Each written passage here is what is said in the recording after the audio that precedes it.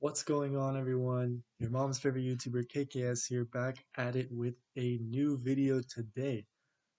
Today I am going to start the series of my predictions for the NBA awards for the 2020 to 2021 NBA season.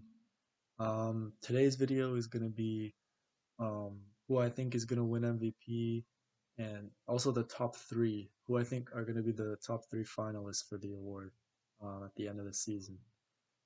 So without further ado, I'm going to go first. I'm going to give who I think is going to win the award, and after that, I'm going to give two challengers who I also think have a pretty good shot at winning it as well.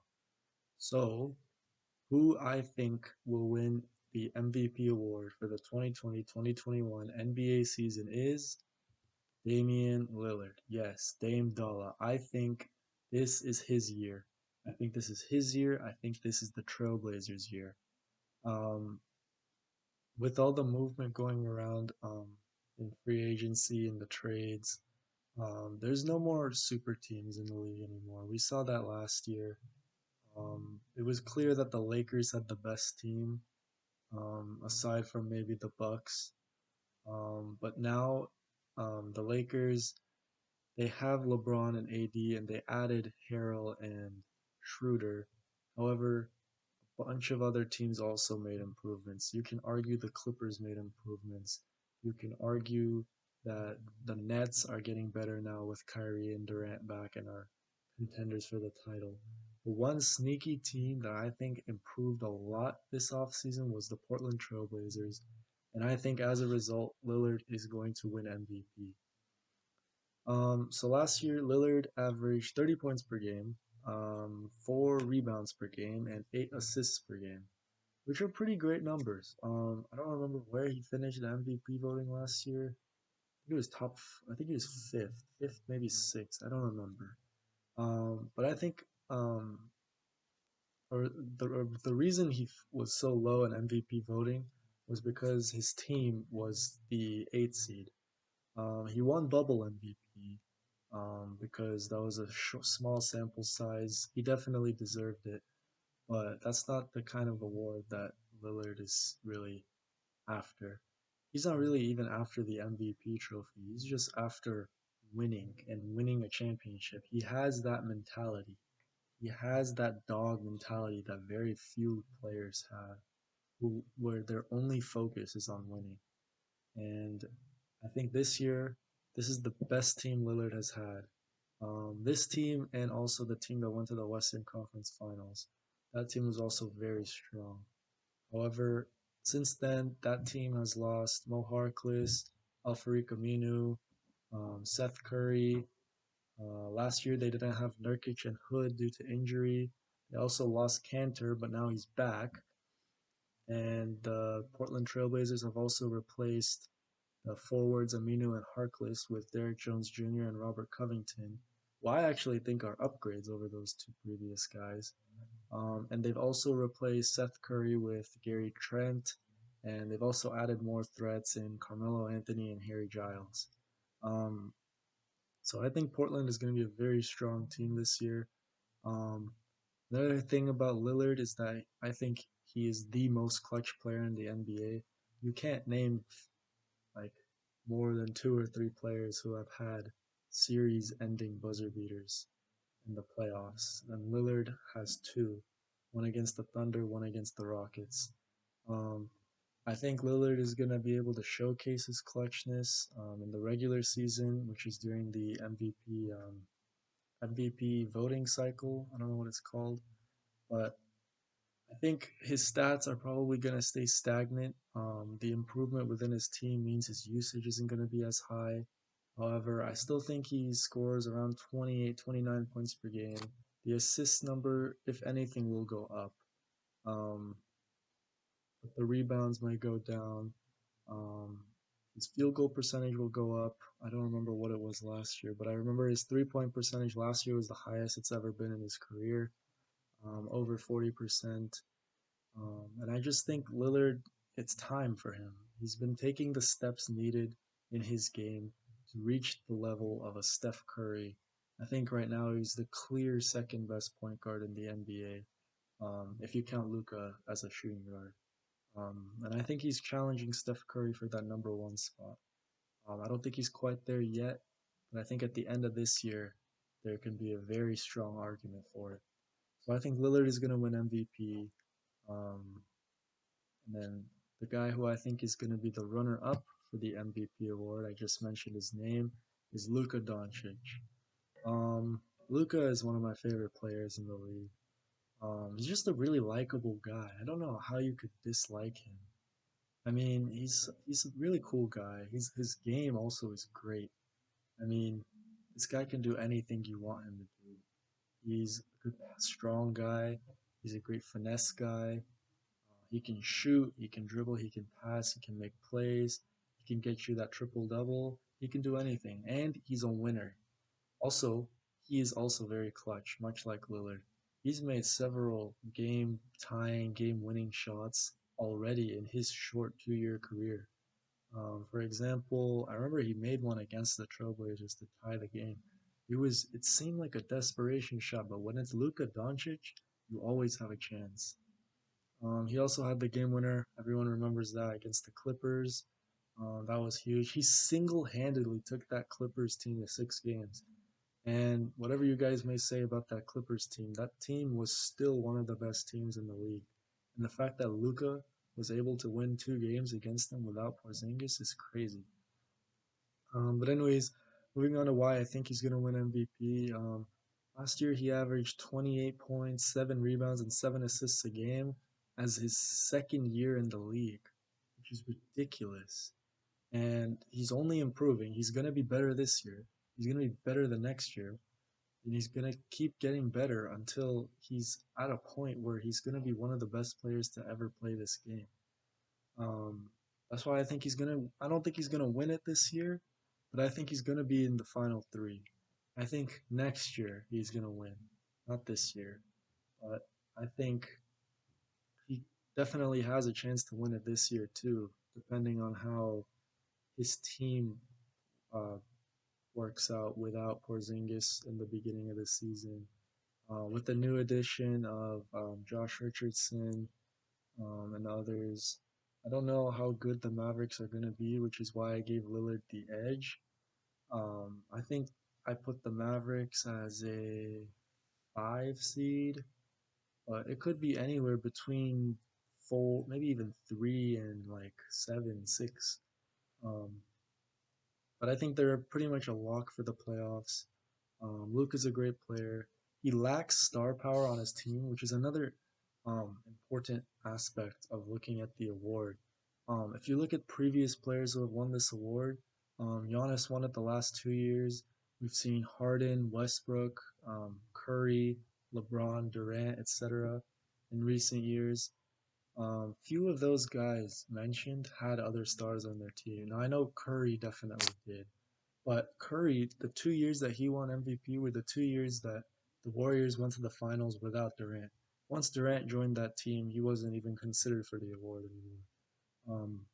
Harden didn't have another star on his team. I mean, I think he had Chris Paul that year, but Chris Paul wasn't really like that superstar kind of a guy.